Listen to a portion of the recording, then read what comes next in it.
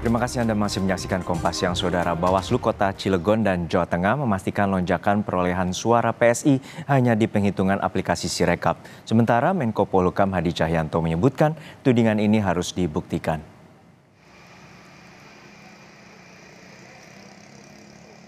Bawaslu Kota Cilegon, Banten memastikan dari hasil rekapitulasi manual tak ada perbedaan perolehan suara untuk PSI di TPS 04 Bulakan.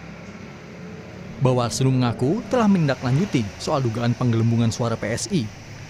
Hal ini disebabkan data pada aplikasi Sirekap yang tidak akurat dalam membaca formulir C hasil plano, sehingga data penghitungan suara pada TPS 04 sebanyak 69 suara bukan suara PSI, melainkan suara tidak sah. Suara PSI sendiri terhitung di TPS tersebut hanya 1 suara.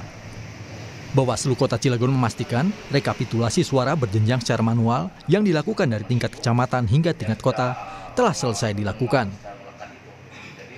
Penggelembungan perolehan suara PSI yang viral tersebut terdapat pada sistem Sirekap, yang mana ketidakakuratan pembacaan C hasil plano, C hasil plano, sehingga yang seharusnya pada TPS 4 itu suara yang diperoleh 1, namun pembacaan di Sirekap itu mendapat 69.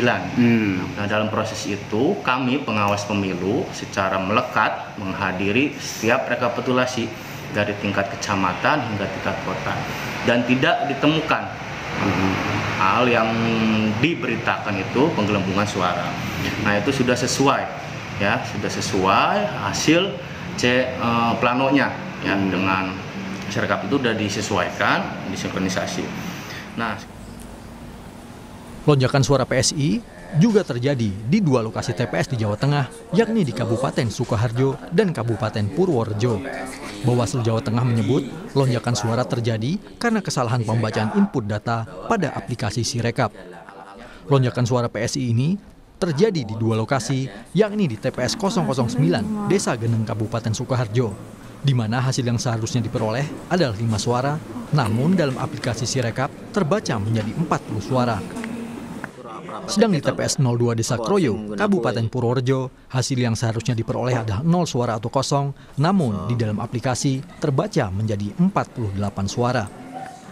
Sebelumnya, Bawaslu Jawa Tengah mendapatkan laporan keberatan saksi adanya anomali hasil rekapitulasi data di aplikasi Sirekap yang tidak sama dengan hasil yang ada di form C1 hasil dan form C plano. 2 lokasi di Purworejo dan di Sukoharjo, ya, di mana suara PSI mengalami katakanlah lonjakan atau perubahan yang sangat besar. Ya, namun setelah kami telusuri memang suara yang besar itu diperoleh dari hasil perhitungan aplikasi Sirekap, ya. Dari hasil penghitungan secara manual atau real count ini ternyata sesungguhnya semua terkoreksi. Jadi kalau dikatakan ini lonjakan, sesungguhnya itu hanya terjadi pada aplikasi Sirekap. Menko Polhukam Hadi Cahyanto menyebut tudingan mengenai dugaan adanya penggelembungan suara Partai Solidaritas Indonesia baru bersifat spekulasi. Saat bersilaturahmi dengan pengurus Majelis Ulama Indonesia kemarin, ia menyarankan agar masyarakat tetap memantau hasil resmi penghitungan suara di KPU. Pantauan dari Kemenko Polhukam aman. Kemudian kita juga akan menunggu pengumuman tanggal 20 Maret nanti. Apabila ada permasalahan sengketa pemilu, ya disalurkan melalui Bawaslu dan MK. Ini adalah hukum. Semuanya kita pandang secara hukum dan kondisi sampai. Ya kan kita lihat nanti hasil dari KPU aja, ya. Ya kan ini hanya spekulasi dulu, dan berita-berita itu juga ya kita dengar. Kita lihat nanti hasilnya dari KPU.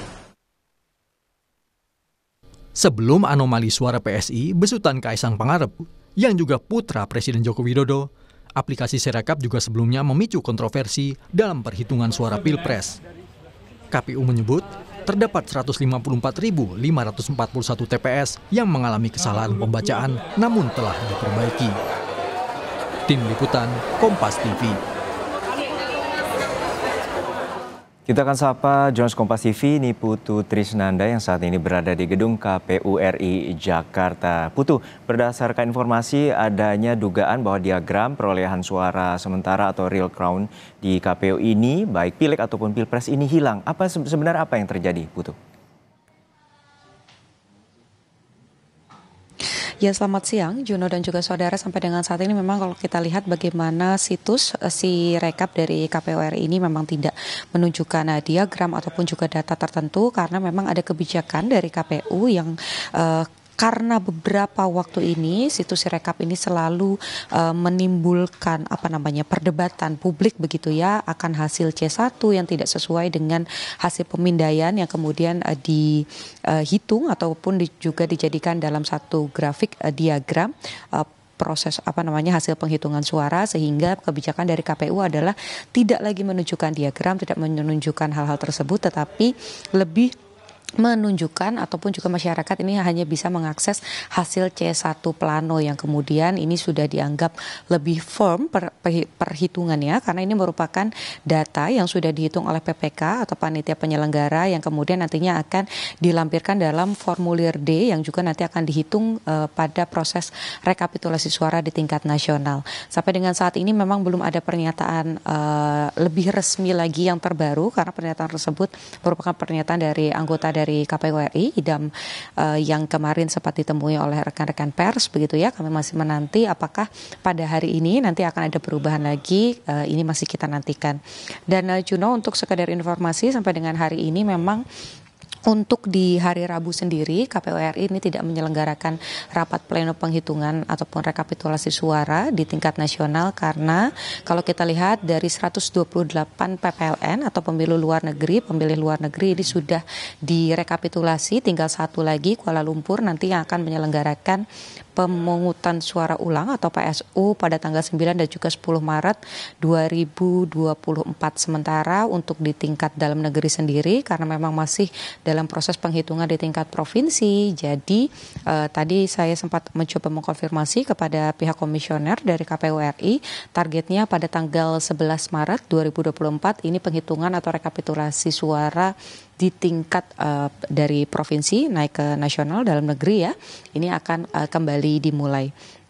Karena sampai dengan saat ini yang untuk provinsi dari 38 baru 2 yang dinyatakan selesai proses penghitungannya, ya ini ada Kalimantan Tengah atau Kalteng dan juga selesai yang sudah sudah siap begitu ya untuk lakukan rekapitulasi di tingkat nasional. Sementara 36 lainnya ini masih belum, karena masih ada perdebatan juga di tingkat provinsi, ada saksi yang tidak mau menandatangani hasil, kemudian juga ada beberapa PPK yang memicu perdebatan begitu, sehingga proses penghitungannya ini diulang kembali supaya nanti saksi-saksi baik itu dari calon presiden, pasangan calon presiden dan juga wakil presiden ataupun juga di tingkat legislatif dan DPD ini semuanya setuju sehingga bisa naik ke tingkat nasional. Sementara untuk PPLN sendiri dari 127 negara begitu ya, pemilih luar negeri yang sudah dilakukan rekapitulasi dari tanggal 28 Februari sampai dengan 4 Maret 2024, ini hasilnya memang Prabowo Gibran unggul. Kalau lihat dari proses penghitungan suara yang selesai pada tanggal 4 Maret 2024, di mana Prabowo Gibran total mendapatkan 421.605 suara, sementara Anies Muhaimin mendapatkan 120.085 suara dan Ganjar Mahfud ini mendapatkan 117.351 suara. Jadi kita masih menantikan nanti di tanggal 11 bagaimana hasil penghitungan tingkat nasional untuk pemilih di dalam negeri. Harapannya tentu tidak ada kecurangan, begitupun juga terbuka, seperti juga himbauan dari KPU Pusat kepada KPU daerah yang meminta atau menyarankan agar proses penghitungan di tingkat provinsi ini juga bisa dilakukan secara live begitu ya, disiarkan secara live. Jadi masyarakat ini juga bisa memantau, mengikuti, mengawal agar tidak ada kecurangan, apalagi ada kecurigaan penggelembungan suara untuk salah satu partai ataupun juga pasangan calon. Juno. Terima kasih atas laporan lengkap Anda.